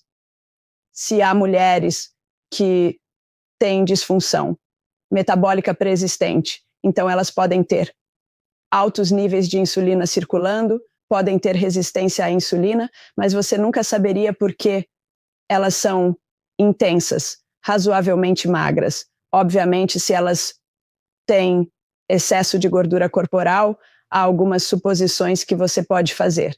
Mas se elas são razoavelmente magras, você pensaria que não é nada e de repente tem o estado de gravidez onde há resistência natural a insulina sobreposta a uma pré-existente, e a tempestade perfeita, resultando em diabetes gestacional e blá, blá, blá. Então, acho que há vários lugares onde podemos intervir, mas creio que a análise da insulina pós-prandial e os diagnósticos ali, se isso avançasse, isso seria um grande avanço em termos de diagnóstico da saúde metabólica. Para a pessoa comum, se não está acima do peso e faz muito do que dissemos hoje, diminuindo e moderando carboidratos, vivendo um estilo de vida saudável, isso é suficiente ou você diria que a pessoa comum deveria fazer algum tipo de teste periodicamente para avaliar como está metabolicamente? Sim, essa é uma ótima pergunta, porque eu meio que fico dividida entre, sim, faça seus exames de sangue padrão e algumas coisinhas de vez em quando, versus você pode testar demais e cuidado com o que você encontra ou deseja. Você pode encontrar algo que é meio, eu não gosto, né? O teste de microbioma é um clássico. Você faz exames de fezes e coisas assim. Você encontra coisas que podem nem ser um problema, mas no painel interpretativo na hora parece que é potencialmente um problema. Então você acaba tendo que gastar, fazer uma hipoteca para comprar 12 meses de suplementos para resolver as coisas, que talvez nunca tenham sido um problema. Como você diz, sigo uma dieta baixa em carboidratos. Não sou perfeita, tenho meus momentos de deslize. Eu me exercito regularmente e essa é uma prática que considero absolutamente inegociável para a minha saúde e bem-estar. Não me exercito em excesso, pois pode ser inflamatório.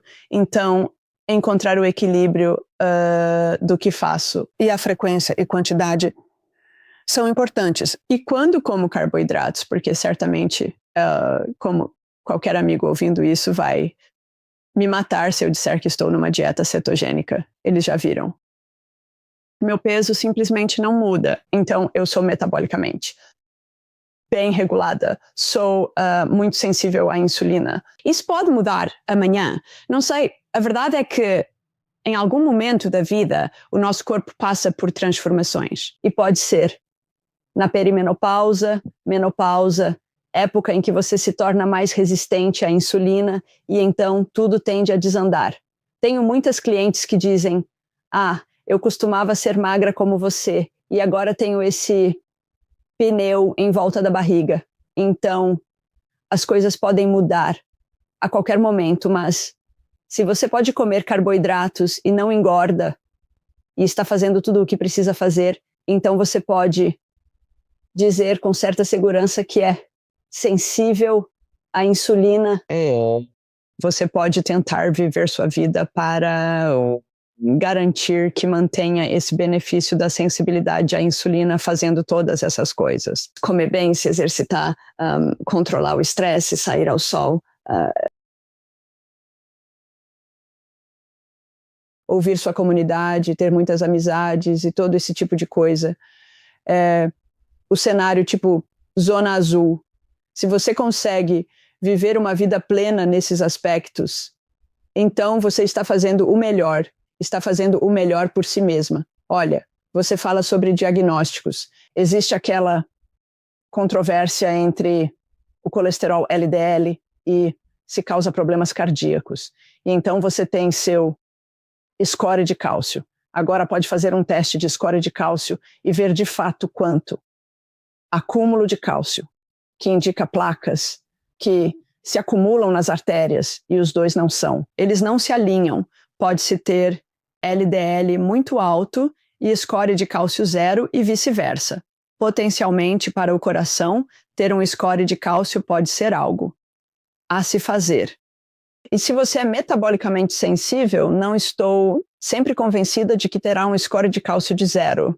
Não sei, isso é uma incógnita. Gostaria de pensar que sim, mas o histórico familiar entra e não sabemos o suficiente sobre isso para dizer não.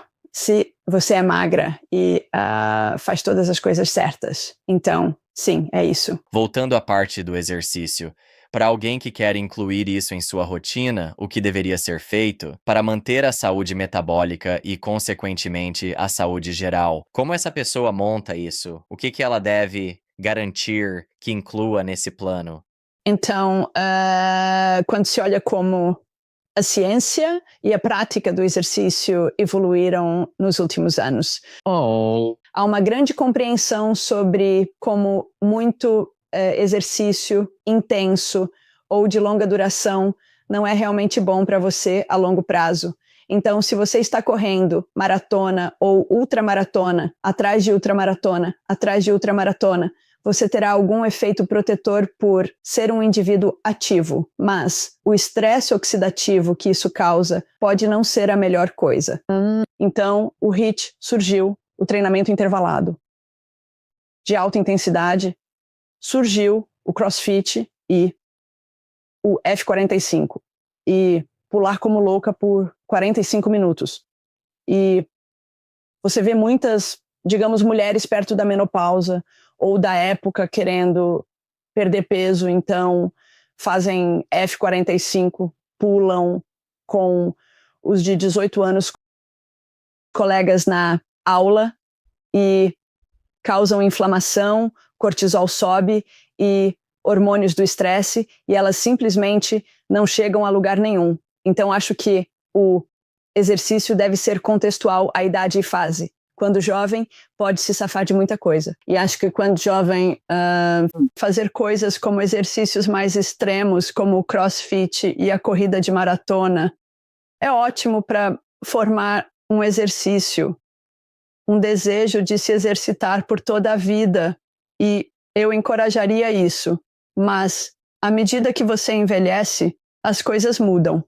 Voltando à sua pergunta, o que é o mais importante? Qual é a combinação mais relevante e eficaz? Eu diria definitivamente fazer algo pela sua saúde cardiovascular. Então isso pode ser correr, andar de bicicleta, remar, nadar ou dançar ou esportes de equipe ou o que for. Se você nunca foi de fato um corredor e já tem 55 anos de idade, provavelmente não é o momento mais adequado para você começar a correr. Mas tudo contextualizado ao que você faz.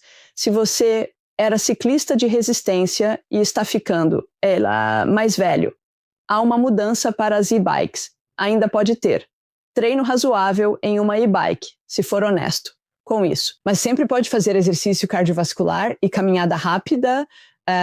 E sou uma verdadeira. Me sinto culpada por pensar que se não está correndo, não está. Se exercitando, que não é o suficiente. Tem que correr para tirar algo disso. Não sou fã de caminhada e recentemente comecei a jogar golfe e ando rápido, não fico de bobeira, especialmente no campo de golfe, pois há etiqueta. E 18 buracos de golfe. Tem subidas e andando, especialmente comigo, zigue-zagueando, tentando achar minha bola, pois não sou tão boa nesta fase. É um ótimo treino e pode te dar condicionamento cardiovascular. O tipo de exercício cardiovascular é muito bom. De 20 minutos a algumas horas no campo de golfe é legal. O treinamento de resistência é fundamental. Eu não consigo vender o conceito o suficiente. E eu acho que, novamente, para aquele homem e mulher de meia idade, é crucial tentar construir ou criar o máximo de músculo que puder para se preparar para um futuro saudável. Então, isso pode ser como entrar numa aula de pilates, com reformer ou pilates, ou levantar coisas na sua garagem. Pode ser mover seu corpo. Penso na flexão como o exemplo clássico de levantar peso sem possuir nenhum, pois está levantando o peso do seu corpo. O mesmo com o mergulho de tríceps. Está levantando o seu corpo e quanto mais pesado for, mais está levantando. Existem diferentes maneiras e meios e acho que deveria ser inegociável fazer treinamento de resistência. E sei que certos influenciadores e líderes de saúde falam sobre rucking, colocar pesos em mochila e caminhar. E caminhar acho brilhante, realmente brilhante. E qualquer coisa que possa fazer para levantar coisas, de uma forma que não vai estressar seu corpo, ao ponto de você quer estressar seu corpo, mas não quer estressar ao ponto de se lesionar. Isso vai ser o ideal para o seu corpo, para a sua saúde. Isso é muito importante. Essa combinação de exercício cardiovascular e de resistência é essencial. Ligando essa parte do exercício a uma dieta baixa em carboidratos, alguém no espectro de atleta de fim de semana até um atleta de elite. E preocupado em reduzir carboidratos como fonte de combustível para o exercício. Fale sobre como há um mito a ser desfeito. Sei que esta é uma área em que você tem experiência. E o conhecimento comum é que precisamos de carboidratos para abastecer esse exercício. Fale sobre por que isso não é verdade. Sim, então eu acho que historicamente nos foi ensinado que o carboidrato é o principal combustível do exercício. Todas as pesquisas e as práticas no campo da nutrição e do exercício têm sido governadas por esse modelo centrado em carboidratos. E o carboidrato é um combustível do exercício, mas não precisa necessariamente ser o principal combustível do exercício. Sabemos que a gordura é um combustível incrivelmente poderoso para o exercício. É mais densa em calorias, tem muito mais energia por grama de gordura do que por grama de carboidratos. Sabemos que os estoques no corpo são muito maiores para a gordura do que para carboidratos. Mesmo no indivíduo mais magro.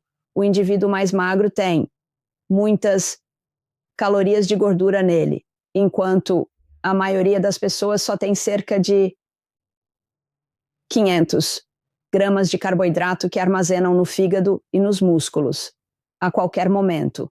Então, a teoria em torno da necessidade de depender exclusivamente de carboidratos foi desafiada, e foi desafiada nos anos 80. E até antes, alguns dos estudos que foram feitos, e a flexibilidade metabólica está surgindo como um termo importante. Então, que tal, em vez de sermos tão dependentes de carboidratos, que tal nos tornarmos mais dependentes de usar a gordura como combustível? Potencialmente podemos ver diferentes utilizações de combustível ao se exercitar, o que é verdade. Vemos que, comendo menos carboidratos e mais gordura, e se exercitando por troca de gases, usa-se mais gordura como combustível. É uma questão de como o corpo utiliza a energia. Você vê melhora no desempenho com baixo carboidrato em comparação com alto carboidrato. É aí que a literatura e os estudos estão se desenrolando. Agora, acho que faz muito sentido no mundo da resistência. Quando está olhando para resistência ou ultra-resistência, as pessoas se tornam escravas do carboidrato e constantemente consomem de 50 a 80 gramas de carboidrato de hora em hora, toda hora. Se está fazendo isso em um Ironman, uau, é muito carboidrato. Seu dentista vai ficar muito, muito infeliz com você. Assim, como muitas outras coisas que potencialmente não são saudáveis. Na base da resistência, faz muito sentido. E pode-se ter desempenho fácil com baixo carboidrato. O mais importante é o período de adaptação. Não se pode passar de alto para baixo carboidrato em semanas e esperar se sentir e ter desempenho bom. Tem que apreciar que a adaptação mitocondrial, a utilização e particionamento de combustível é crucial. E não vai fazer essa adaptação na principal temporada de treinamento. Se é um atleta de elite, vai fazer isso fora de temporada. E você vai testar, vai ver o que funciona, o que não funciona. Você vai acertar a sua composição corporal. Então, é preciso partir daí. No momento, a literatura está se mostrando favorável a certo atrito em torno da energia, da economia do exercício. Existem duas escolas de pensamento sobre dietas baixas em carboidratos. Prejudicam a economia da corrida e há alguns estudos em andamento no momento para tentar ver o que está acontecendo.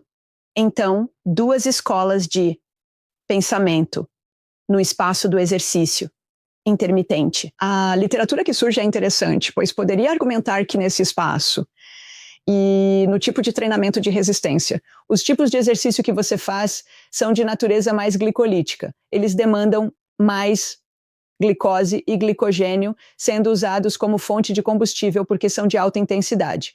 Eles usam aquele primeiro e segundo sistema de energia, onde você usa carboidrato, usamos glicose ou glicogênio. Já no exercício de resistência, você tem aquele terceiro sistema de energia, onde você pode utilizar a gordura de forma mais eficiente. Voltando à alta intensidade, poderia dizer, é mais glicolítico, precisa de mais carboidratos, mas os estudos interessantes mostram que dietas com baixo teor de carboidratos não necessariamente pioram o desempenho. Elas podem, na verdade, competir em termos de ter um desempenho equivalente. Então, se você é um atleta de alto carboidrato e consegue ter um bom desempenho fazendo trabalho de alta intensidade, e você é um atleta de baixo carboidrato e consegue ter um desempenho igualmente bom, isso se torna uma boa escolha, porque você pode não ter um desempenho aprimorado, mas não tem uma redução no desempenho. Então, se eu fosse uma atleta e não tivesse uma redução no desempenho, eu sei para onde iria. Eu não quero ser uma escrava do carboidrato, não quero aquela inflamação, estresse oxidativo e glicação o tempo todo. Se posso ser uma atleta de baixo carboidrato e ter regulação ótima de açúcar no sangue e preparar meu corpo para a saúde ótima a longo prazo, certamente sei o que estaria fazendo. Então é mais ou menos aí que a literatura está. Você perguntou antes sobre percepções. As pessoas percebem que sem carboidratos elas ficariam lentas, não conseguiriam se mover. E isso não é verdade, mas precisa de um período de adaptação para perceber isso. E eu acho que muitas das críticas em torno do baixo carboidrato vieram de pessoas ou pesquisadores que não permitiram que esse período de adaptação acontecesse. Então eles dizem, viu, não funciona, vai reduzir o desempenho. Na verdade, vamos fazer isso direito. Vamos olhar para dietas de boa qualidade, períodos de adaptação de boa qualidade e partir daí. Essa então, é uma ciência variável interessante. complicada com esse período de adaptação Com certeza para alguém absoluta. que se adapta e faz isso de forma saudável. Quanto tempo isso levaria? Sim, essa é uma ótima pergunta. Uma vez um atleta veio me ver e ele estava treinando intensamente para esta ultramaratona e acho que era a do Vale da Morte ou uma das que acontecem no Zeuai com temperaturas muito altas e extremas. E ele veio até mim, apenas 2 meses antes. E ele, certo, ouvi falar dessa coisa de baixo carboidrato. Estou a fim de tentar. Legal. Só não acho que agora seja o momento certo. Porque seu evento é daqui a 2 meses. Tudo o que eu faria seria realmente melhorar a qualidade da sua comida e otimizar seus eletrólitos e hidratação. Neste ponto, estou um pouco nervosa demais. É muito cedo. E ele me ignorou totalmente porque disse, olha, bem, eu vou fazer de qualquer maneira, então me fale sobre isso. Então eu pensei, ok, temos que apoiar esse cara. E ele ficou bem, teve um desempenho brilhante e não sofreu por não estar adaptado à gordura. Então, a constituição dele mostrou uma coisa, mas outras pessoas precisam se adaptar por uns bons 6 a 8 meses antes de conseguirem o verdadeiro benefício, de serem metabolicamente flexíveis. Voltamos à individualidade do indivíduo e suas necessidades específicas. E é por isso que os estudos eles são importantes de se fazer, mas a prática também é importante de se observar. Sei que é evidência anedótica, mas também é uma evidência anedótica importante para ajudar a ciência como um todo a avançar. Essa individualidade precisa ser respeitada. E poderíamos pegar isso e aplicar ao início da nossa discussão quando falávamos sobre reduzir carboidratos de forma geral e ter um período para se tornar metabolicamente flexível, fazendo a transição rapidamente ou com calma.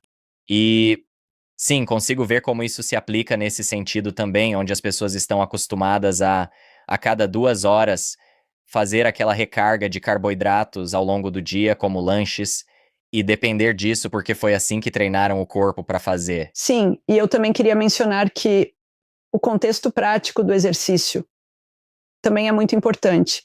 Então, pode não ser uma questão de ser apenas alto ou baixo carboidrato.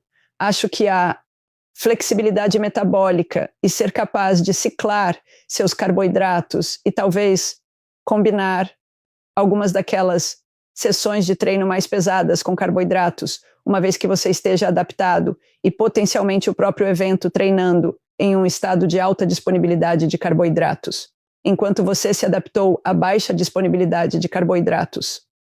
Tem benefícios adaptativos e de desempenho também. Então, mais uma vez, não é a ciência que está nos orientando aqui, é a prática que está nos guiando. Muitos clientes que prosperaram no universo cetogênico, mesmo com treino de resistência e esportes de performance.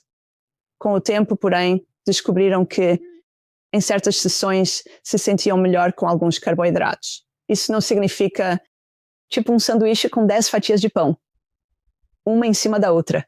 Estamos falando de algo entre 30 a 40 gramas de carboidrato em uma refeição de recuperação. Algumas pessoas simplesmente se sentem um pouco melhor. Isso ainda é uma dieta de baixo carboidrato, mas não tão baixa. Então, acho que dentro do espectro de baixo carboidrato, ainda há muito aprendizado que precisamos ter em termos do que é ideal para os indivíduos, que é a ciclagem de carboidratos. Seja, esperançosamente, a próxima rodada de metodologias de pesquisa que poderemos ver para nos guiar. Mas talvez olhemos mais para a prática, porque eu certamente sei o que faria com atletas em um sentido prático. Acho que nunca vi isso em uma metodologia de estudo, porque é simplesmente impossível de fazer realmente neste momento. O que acha do exercício em jejum, ligando de volta ao jejum intermitente? Mencionou o fato de que começou a jogar golfe. Digamos que saísse e jogasse 18 buracos sem comer. Quais benefícios obteria sem comida no sistema? Como queima de gordura e mais? Eu já fiz isso, sim. E não acho que seja problemático de forma alguma. Acho que por ser metabolicamente flexível, ficar sem comer por um período não é realmente um problema, na verdade, para quem já está adaptado. Às vezes, quando eu como durante o golfe, eu penso, por que eu comi isso? Porque agora estou com fome e agora preciso de mais. Só de comer isso agora, eu preciso de mais. Já se você fica sem comer, você simplesmente não sente que não precisa de nada. E eu acho que você consegue aquela clareza mental. Algumas pessoas gostam de ter a sensação de comida no sistema. Algumas pessoas gostam de treinar, se sentindo um pouco mais cheias. Algumas pessoas gostam de treinar de estômago vazio. Então, novamente, é muito individual. Eu acho que o treino em jejum é provavelmente algo que está ganhando força no meio convencional para tornar os atletas mais metabolicamente flexíveis de forma aguda. Então, se você gosta, os mais tradicionais que são contra adotar uma dieta de baixo carboidrato ou a dieta cetogênica cronicamente, ainda acreditam nos benefícios e, obviamente, percebem os benefícios de ser metabolicamente flexível. Então, eles usam ferramentas pequenas ou agudas para tornar o atleta mais metabolicamente flexível.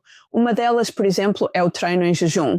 Outra delas também é não repor os carboidratos depois de uma sessão de treino quando você tem outra mais tarde no dia. Então, basicamente, criando um ambiente no corpo que funciona com baixa disponibilidade de carboidratos para obter aquela regulação positiva. E mecanismos adaptativos para a utilização otimizada de gordura e combustível. Então, eles meio que dizem, bem, nós não achamos que você deva fazer a dieta de baixo carboidrato, mas aqui estão várias estratégias que você pode fazer de forma aguda para se adaptar à gordura. Interessante. Existem, portanto, diversas maneiras e meios de chegar lá, mas considero que o treino em jejum é uma prática comum entre muitos atletas. Curiosamente, em tempos passados, recordo-me de quando eu colaborava com alguns atletas de alto rendimento, principalmente triatletas. Eu insistia em 50 a 60 gramas de carboidrato antes do exercício, mas eles simplesmente treinavam de estômago vazio. É interessante. Eu tentava desfazer parte do bom trabalho adaptativo por seguir o que o livro didático convencional me dizia para dizer aos atletas. E, em retrospecto, esses atletas estavam no auge da performance. No entanto, eles ignoravam todos os conselhos que eu lhes dava como nutricionista convencional na época. Então, você pode obter muitos benefícios, acho que sempre há. E um elemento de apenas ser cauteloso e ouvir o seu corpo. Sei que isso soa estranho para algumas pessoas. Novamente, 20 anos atrás eu teria achado que isso soava muito alternativo e muito esotérico quando você diz ouça seu corpo. Mas agora eu acho que é crucial. E quando trabalho com um atleta, sempre digo, você conhece seu corpo e como se sente muito melhor do que eu.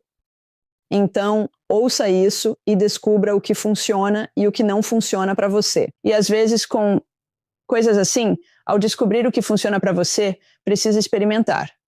O que não funciona, você precisa falhar. Ao tentar certas coisas e depois pensar, não farei isso de novo. Um exemplo clássico seria fazer muito jejum intermitente. Então você tem que ter cuidado para não falhar a ponto de seu cabelo estar caindo e seus hormônios estarem uma loucura. Você só precisa sentir que algo não está muito certo e não ir mais longe. Então, sim, é uma linha tênue e um equilíbrio. E eu acho que entre conhecer seu corpo, trabalhar com um profissional que conhece ambos os contextos é muito importante. Eu acho que fóruns com o que os outros fazem são bons, mas podem ser prejudiciais, pois o que funciona para eles nem sempre funciona para você. Fale sobre a sua transição de ser uma nutricionista convencional para onde você está hoje. E depois, fale sobre a pressão que você sofreu ao longo dessa jornada. Nossa, quanto tempo a gente tem? Ok, vou condensar. Então, provavelmente há uns 10 a 17 anos. Eu fiz a transição e isso meio que surgiu a partir de todo esse contexto que estava se desenrolando no universo do diabetes, da resistência à insulina, da hiperinsulinemia. E começou mesmo quando tínhamos a Catherine, nossa, aluna de PhD, e eu fui trazida como supervisora, como a supervisora cética, a disruptiva, com meus grupos alimentares e meus grãos integrais saudáveis e meus carboidratos todos guardados no meu cérebro para a conversa. E então, um colega meu estava dizendo, vamos explorar a resistência à insulina e vamos ver o que é. E é isso que é a hiperinsulinemia. E no diabetes você pode ter, tipicamente diabetes tipo 2, você tem resistência à insulina. E nós todas concordamos e está tudo muito amigável e profissional. E então, minha colega me diz, bem, então, por que os nutricionistas prescrevem dietas de moderado a alto carboidrato para controlar o diabetes tipo 2? Uma condição em que você não consegue, na verdade, controlar bem seus carboidratos. E eu, literalmente, foi uma pergunta tão simples e eu fiquei absolutamente perplexa. E foi aí que eu meio que, depois eu te respondo essa. E eu meio que queria dizer, bem, tem toda essa questão dos grupos alimentares e que você precisa de todos os seus micronutrientes, você precisa obter suas fibras e suas vitaminas B de todos os seus grãos integrais e frutas e toda aquela coisa que, como uma nutricionista convencional, eu diria. Mas aquela pergunta meio que me desmontou um pouco. E então, eu era uma nutricionista que desdenhava de Atkins quando surgiu. E então, na mesma, o professor Tim Noakes, da África do Sul, estava falando muito sobre dietas low carb e ele me deu aula quando eu fiz minha graduação em fisiologia na Cidade do Cabo. E eu tinha muito respeito por ele. Ele era um homem muito barulhento no sentido de que se ele tinha algo a dizer, ele dizia, não importava as consequências. E isso se manifestou primeiro na era da hipernatremia, quando tínhamos aqueles hiponatremia que tínhamos no contexto de atletas de resistência. As pessoas bebiam de acordo com as diretrizes, que eram 750 ml por hora, toda hora, e depois do Ironman as pessoas estavam tendo hiponatremia, sódio muito baixo e potencialmente fatal se não tratado. Ele veio a público, anos antes, com o conceito de que as diretrizes estavam erradas. Beba quando tiver sede. Lembro-me, como nutricionista convencional, de achar aquilo um absurdo. Se está com sede, já está desidratado. Foi o que aprendemos e blá blá blá. Avançando alguns anos, as diretrizes da ICSN para fluidos mudaram. Por causa dele, beber quando tiver sede. Ele estava certo. Então, quando eu o ouvi de novo fazendo barulho sobre carboidratos e sobre gordura e sobre toda essa área de dietas low carb e resistência à insulina, você simplesmente não pode ignorar um cientista de ponta. E eu pensei, bem, isso, no meu ponto de vista, questionamentos sobre resistência à insulina e metabolismo de carboidratos, eu precisava pensar mais sobre isso. E foi aí que tudo aconteceu. Eu estava meio em dúvida sobre continuar como nutricionista, pois as conversas de novembro, dezembro me fizeram pensar, meu Deus, não sei se consigo mais fazer isso. Sabe o velho clichê? Uma vez que você vê ou ouve algo, não pode desver ou desouvir. E isso foi muito poderoso. E eu pensei, preciso dar um tempo no feriado de Natal e pensar nas coisas. E minha colega disse, bem, por que você não tenta low carb durante o Natal? Eu fiquei tipo, você tá brincando comigo?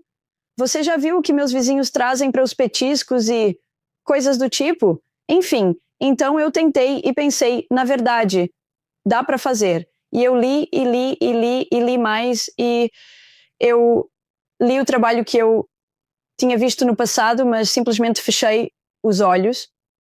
E isso meio que me iniciou na minha jornada. Eu me lembro da primeira vez que atendi alguém no meu consultório e estava falando para a pessoa sobre tomar leite integral e usar manteiga. E eu só pensava, meu Deus, eu tô mesmo falando isso. Isso não está acontecendo de verdade. E aí você começa a ver os resultados positivos, a forma como a saúde das pessoas mudou depois. Aquilo foi o impulso, junto com a ciência que continuava a surgir, o impulso para continuar e continuar. Isso está realmente certo. Nós, na verdade, estávamos errados. E se você olhar para os anos 50, a dieta que era promovida para o diabetes era basicamente uma dieta de comida de verdade e low carb. Eu não sei onde erramos com isso, mas passamos de estar certos para depois estarmos errados. E estamos tentando agora corrigir os erros. Essa foi a transição, que foi muito assustadora. Fui absolutamente massacrada no meio da nutrição. Recebi reclamações de amigos e colegas, nutricionistas, né, sobre as coisas que eu estava fazendo. E eu recebi uma reclamação da Associação de Nutrição da Austrália, o órgão inteiro do grupo australiano reclamou de mim. Interessante, avançando 10 anos, e a Associação de Nutricionistas da Austrália acabou de assinar uma colaboração. Eles acabaram de estabelecer uma colaboração com um grupo chamado Defeat Diabetes, que faz low carb, programas low carb. As coisas realmente mudaram bastante, não é? E acho que eu simplesmente me tornei meio que academicamente resiliente, e sempre que eu recebia uma reclamação, era na verdade uma ótima oportunidade que eu tinha para refutá-la. Esse era o processo. Senão, eu seria expulsa. Era uma ótima oportunidade para refutar com boa ciência e defender o ponto de que é isso que estou fazendo e é por isso que estou fazendo. E o conselho de nutrição foi muito razoável. A reclamação chegava. Eu respondia e então, não, dava em nada, o que é ótimo. Curiosamente, a última reclamação que tive foi no ano passado. Fiquei sem reclamações por cerca de 7 anos. Tivemos 4 ou 5 no início. Depois nada, à medida que a low carb se popularizou. No ano passado, recebi reclamação de uma nutricionista da Nova Zelândia, fazendo seu PhD. Logo ela, que em um PhD se torna boa. em revisão e crítica de literatura.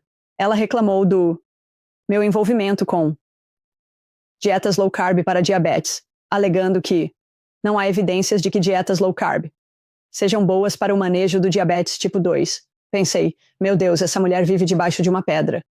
Então a refutação foi bem fácil de fazer. Eu citei todas as evidências. Eu citei o fato de que metade das diretrizes de diabetes do mundo já endossaram a redução de carboidratos como uma abordagem terapêutica. A Nova Zelândia está ficando para trás nesse aspecto. E também disse a eles que, bem, o governo, nosso Conselho de Pesquisa em Saúde apoiou nosso grupo com uma bolsa de pesquisa para estudar o diabetes tipo 2 e dietas low carb na atenção primária. Então, eles nos apoiaram financeiramente depois de 6 anos, solicitando bolsas e recebendo negativas. Então, ainda estão chegando. Essa, claro, foi rejeitada bem rapidamente, porque a evidência agora se sustenta totalmente por si só, em termos de benefício. Então, essa foi a transição. Ainda há muito trabalho. Muitos aderem, mas há muita crítica. Ainda há muita falta de compreensão. Reconhecidamente, a ciência precisa avançar, particularmente em lipidologia e em torno do colesterol LDL, pois é uma das principais barreiras. Sabemos que, nutricionalmente, ao fazer low carb, você pode obter seus micronutrientes de outros alimentos. Se você entende de alimentos e composição, não há problema. Mas a área da lipidologia é uma que está avançando bem. Está avançando bem do ponto de vista científico, mas ainda precisa avançar mais para convencer muitos dos endocrinologistas, na verdade, nesse meio. Então, sim, essa é a história resumida. E lidando com essas refutações e esse conflito na área, pensou em simplesmente abandonar suas credenciais e continuar a escrever os livros, dar palestras, fazer consultas? Só me pergunto por quê. Passaria por tudo isso? É por ter passado tanto tempo obtendo essa formação. Você sente que precisa ser nutricionista para ser levada a sério e ajudar a mudar as coisas? Curioso sobre essa parte. Sim, essa é uma pergunta realmente excelente e algo que me fez refletir bastante sobre a minha trajetória. No começo, eu pensei um pouco sobre isso. Sou nutricionista, eu conquistei isso. Quero continuar sendo nutricionista. E então, quando eu penso sobre, bem, ok, ser uma nutricionista, muitos dos meus clientes podem pedir reembolso do plano de saúde, se o plano de saúde cobrir. Então tem esse lado da coisa, mas há o lado da nutrição na sociedade. Se for nutricionista registrado, também tem esse benefício. Não era apenas sobre isso. Mas então, com o tempo, ficou claro que uma profissão também é uma identidade. E mesmo que eu não concorde com alguns nutricionistas e como eles trabalham, eu ainda sou uma nutricionista. E eu sei que pode soar bobo para, sei lá, quem estiver ouvindo isso, dizer, tenho orgulho de ser nutricionista, porque as pessoas não dizem muitas coisas boas sobre nutricionistas hoje em dia. Há muitas coisas boas sendo ditas, mas ainda há um certo antagonismo. Mas eu ainda sinto que é uma identidade da qual quero fazer parte. E acho que se eu pudesse ter algum papel em influenciar, mas ajudar os nutricionistas a avançar nessa direção, acho que seria muito importante. Eu não tenho sido muito ativa nessa área ultimamente porque descobri que os esforços que fiz no passado são simplesmente cansativos quando você só dá com a cara no muro. Provavelmente estou dando uma pausa nisso. E enquanto dou uma pausa nisso, as diretrizes para o tratamento do diabetes estão de fato mudando em todo o mundo. E é, na verdade, apenas uma questão de tempo. E eu realmente acredito que quando essa mudança acontecer, haverá muito mais abertura e aceitação para essa nova forma de pensar.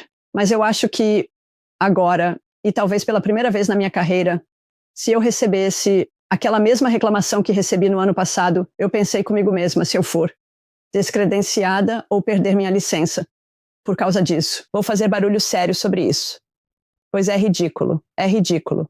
Sou guiada por princípios éticos, e os princípios éticos dizem que você precisa ser guiada por práticas baseadas em evidências. Baseado em evidências, e a evidência está lá. Não acho que seria expulsa por isso, mas se fosse, lutaria contra. E se me cansasse, simplesmente deixaria para lá e seguiria o caminho de nutricionista clínico. Então, meio que me importo e não me importo, por assim dizer. Certo. Acho que parte do motivo pelo qual estou tão interessado nisso é porque tive uma mudança de carreira no meio, da carreira e do que faço. Fui formado como quiroprata, estava atuando, usava o título de doutor na frente do meu nome. E então, à medida que este podcast cresceu e se tornou o que eu faço, eu deixei isso pra lá e deixei meus registros vencerem e todo aquele estresse que existiria a essa altura se eu ainda fizesse parte de tudo isso. Então, só estou curioso sobre seus pensamentos e o que te mantém nisso. Sim, é definitivamente a identidade e o fato de que estou persistindo com a qualificação, porque eu realmente acho que os nutricionistas têm um papel incrivelmente importante a desempenhar. E eu realmente acho que o papel precisa ser diversificado, especialmente agora com os coaches de saúde como uma vocação surgindo, né? Na atenção primária, até mesmo no setor público, no setor privado. Coaches de saúde estão surgindo e acho que nutricionistas estão se sentindo um pouco ameaçados em seu papel. Entendo, mas acho que o papel precisa se diversificar para trabalhar com coaches de saúde e estabelecer um lugar para nutricionistas, o que seria muito importante. Embora eu não esteja sendo proativa para isso, se alguém me dissesse, Karin, quer trabalhar conosco para levar isso adiante e encontrar um lugar para nutricionistas? Eu diria sim, pode contar comigo, topo, com certeza quero ajudar.